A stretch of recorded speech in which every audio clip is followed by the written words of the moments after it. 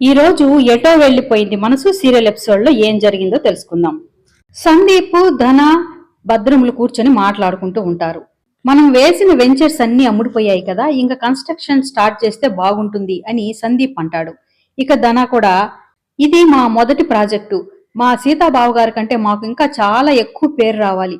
అయినా సీతాబావ ఆఫీస్ నే వాడుకోవడం ఏంటి, మనకంటూ కొత్త ఆఫీస్ ని ఏర్పాటు చేసుకుంటూ ఉంటే బాగుంటుంది కదా అని ధన చెప్పడంతో ఇక సందీప్ కూడా, సరే బావా, మనకంటూ మనం ఒక కొత్త ఆఫీస్ ని ఏర్పాటు చేసుకుందామని చెప్తూ ఉంటారు. భద్రం మాత్రం మనము ఇంకొక కొత్త ప్రాజెక్ట్ ని ప్రారంభించాలి అని చెప్తాడు. ఇక సందీప్ అయితే, అదేంటి భద్రం గారు, ఇప్పుడు స్టార్ట్ చేసిన ప్రాజెక్టే ఇంతవరకు కన్స్ట్రక్షన్ స్టార్ట్ చేయలేదు, అప్పుడే కొత్త ప్రాజెక్ట్ ఏంటి అని అడుగుతాడు. చూడండి, మీకు ఈ రంగంలో అనుభవం తక్కువ. ఈ ప్రాజెక్ట్ ని మనం ఇప్పుడు స్టార్ట్ చేసామనుకో, అది కంప్లీట్ అయ్యేటప్పటికి డబ్బులు సరిపోకపోతే అప్పులు తీసుకురావాల్సి వస్తుంది.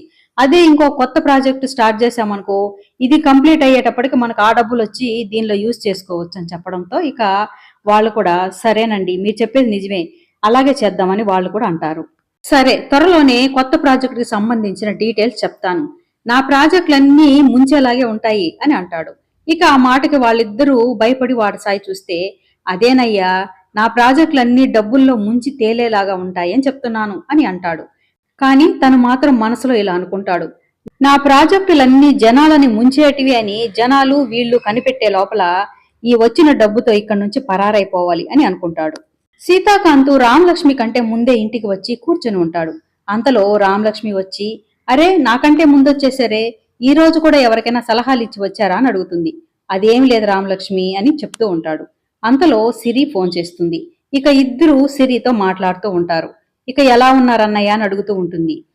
మేం బానే ఉన్నాం సిరి, ఇప్పుడు నీ ఆరోగ్యం ఎలా ఉంది, అంతా బానే ఉంది కదా అని వీళ్ళు అడుగుతూ ఉంటారు.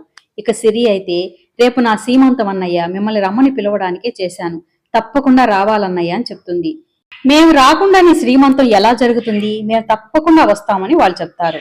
ఇక సిరి ఫోన్ పెట్టేసిన తర్వాత సీతాకాంత్ దిగులుగా కూర్చొని ఆలోచిస్తూ ఉంటే రామలక్ష్మి అడుగుతుంది, అదేంటండి, సిరికి సీమంతం అని చెప్తే సంతోషించాలి గాని అలా బాధగా ఉన్నారేంటి అని అడుగుతూ ఉంటుంది. నా చెల్లెలి కడుపులో పెరిగే మా నాన్నని చూసుకోవాలని ఎంతో సంబరపడ్డాను. ఇప్పుడు నా చెల్లెలికి సీమంతం జరుగుతుంటే ఏమీ ఇవ్వలేని స్థితిలో ఉన్నాను, కనీసం సారి కూడా ఇవ్వలేని స్థితిలో ఉన్నాను.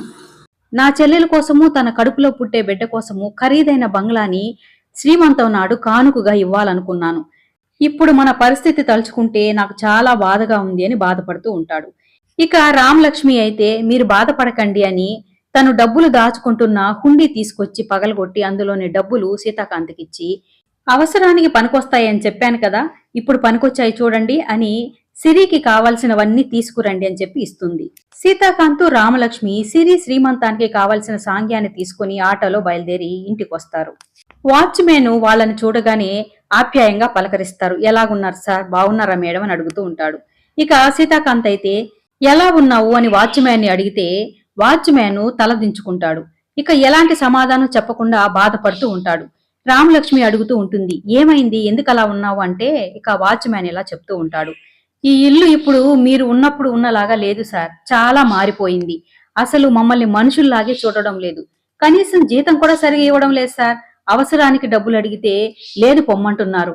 నా భార్యకి ఆరోగ్యం బాగోలేక హాస్పిటల్కి తీసుకెళ్లడానికి డబ్బులు అడిగితే 500 రూపాయలు అడుక్కుంటే కూడా ఇవ్వలేదు సార్. ఇలా ఉంది సార్ మా పరిస్థితి. మీరున్నప్పుడు మమ్మల్ని ఇంట్లో మనుషుల్లాగా చూసుకున్నారు, ఏ అవసరం వచ్చినా ఆదుకునేవాళ్ళు. ఇప్పుడు మాకు ఆ పరిస్థితి కనిపించడం లేదు సార్, అసలు మమ్మల్ని మనుషుల్లాగే చూడడం లేదని చెప్పి బాధపడుతూ ఉంటాడు. ఇక సీతాకాంత్ అతనికి డబ్బులు ఇవ్వడానికి పర్స్ చూసుకుంటే దానిలో 500 ఉంటుంది. ఇక రామలక్ష్మి తన పర్సులో నుంచి డబ్బులు ఇవ్వడంతో ఇక అది కలిపి అతనికి ఇస్తాడు. మీరు ఎక్కడున్నా చల్లగా ఉండాలి సార్, కానీ మీరు మాత్రం మళ్ళీ ఇంటికి రావాలి సార్, అది జరిగి తీరుతుంది, మళ్ళీ వస్తారు సార్ అని చెప్తాడు. లోపల శ్రీమంతం ఏర్పాట్లు జరుగుతూ ఉంటాయి. వల్లి మాత్రం సెల్ఫీలు తీసుకుంటూ ఉంటుంది. ఇక అంతలో రామలక్ష్మి, సీతాకాంత్ రావడం చూసిన వల్లి శ్రీలతతో చెప్తూ ఉంటుంది, అత్తయ్య గారు ఒకసారి అలా చూడండి, రామలక్ష్మక్కయ్య, సీతాబాబు గారు వస్తున్నారు. అసలు వాళ్ళు ఇక్కడికి ఎందుకు వస్తున్నారు, మళ్ళీ మన ఆస్తి కోసం వస్తున్నారా ఏంటి అని అనుకుంటూ ఉంటారు. అంతలో సందీప్, ధనాలు కూడా, అవునమ్మా, వాళ్ళని చూస్తుంటే నాకు అలాగే అనిపిస్తుంది, ఆస్తి ఇచ్చినా కూడా అనుభవించనీయకుండా చేసినారు, ఇప్పుడు ఆస్తి లాక్కోవడానికి వస్తున్నారేమో అని వాళ్ళు మాట్లాడుకుంటూ ఉంటారు. ఇక శ్రీలత అయితే, అలా ఏం లేదులేరా, ఇంకా వాళ్ళకంత సీన్ లేదు, వాళ్ళ పని చెప్తానుండు అని వాళ్ళ దగ్గరకు వచ్చి గుమ్మం దగ్గరే అడ్డుకుంటుంది. ఏంటి దారి తప్పి వచ్చినట్లున్నారు అని శ్రీలత అడుగుతుంది. అవునత్తయ్య గారు, ఇప్పుడు మనం చాలా రిచ్ కదా, ఈ పేదవాళ్లతో మనకు మాటలేంటి అని వల్లి అంటూ ఉంటుంది. ఇక శ్రీలత అయితే, అవును, రోజు పచ్చడి మెతుకులు తిని తిని ఇప్పుడు శ్రీమంతం చేస్తున్నాం కదా, శ్రీమంతంలో పంచభక్ష పరమాణాలు పెడతాం కదా, అవి తినడానికి వచ్చుంటారులే అని శ్రీలత అంటుంది.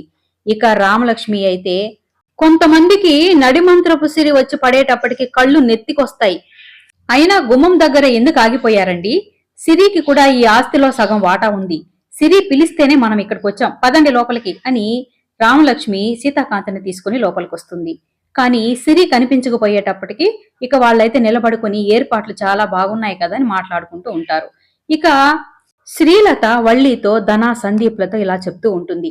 నేను చెప్పినట్లు చెయ్యండి, ఇప్పుడు ఈ ప్లాన్ గాన చెప్పినట్లు చేశారంటే సీతాకాంత్ రామలక్ష్మి సిగ్గుతో తల వంచుకుని ఇక్కడి నుంచి పారిపోవాలి, ఇంకొకసారి ఇంటికి రావాలంటేనే భయపడేలాగా చెయ్యాలి, అందరి ముందు ఎలా అవమానిస్తానో చూడు అని అందరికీ ఎలాంటి సూటిపోటి మాటలు మాట్లాడాలో ముందుగా చెప్తుంది. వల్లి కూడా అలాగే అత్తయ్య గారు, రెచ్చిపోతాను చూడండి, వాళ్ళని ఎలా అవమానిస్తానో మీరే చూస్తారు కదా అని అంటుంది. ఇక సీతాకాంత్ రామలక్ష్మి పక్కనే ఉన్న సోఫాలో కూర్చోబోతూ ఉంటారు. వల్లి గబగబా వచ్చి, ఆగండి, అవి వచ్చే గెస్ట్ల కోసం వేశారు, మీలాంటి పేదవాళ్ల కోసం కాదు, మీకోసం సపరేట్ గా ఏర్పాట్లు చేస్తున్నాయి, అక్కడ కూర్చుందూరులేండి అని అంటూ ఉంటుంది. అంతలో గెస్టులు వచ్చేటప్పటికి వాళ్ళని మర్యాద చేసి సోఫాలో కూర్చోబెడుతుంది. శ్రీలత వల్లీలైతే సీతాకాంత్ రామలక్ష్మిలను కింద కూర్చోమని చెప్తారు. ఏంటి, కింద కూర్చోవడానికి మొహమాట పడిపోతున్నారా, ఇప్పుడు మీ స్థాయి అదే కదా, అక్కడే కూర్చోండి అని చెప్తూ ఉంటారు. ఇక రామలక్ష్మికి అయితే కోపం వచ్చేస్తూ ఉంటుంది. సీతాకాంత్ రామలక్ష్మి చేయి పట్టుకుని తన్నిని ఆపుతూ ఉంటాడు.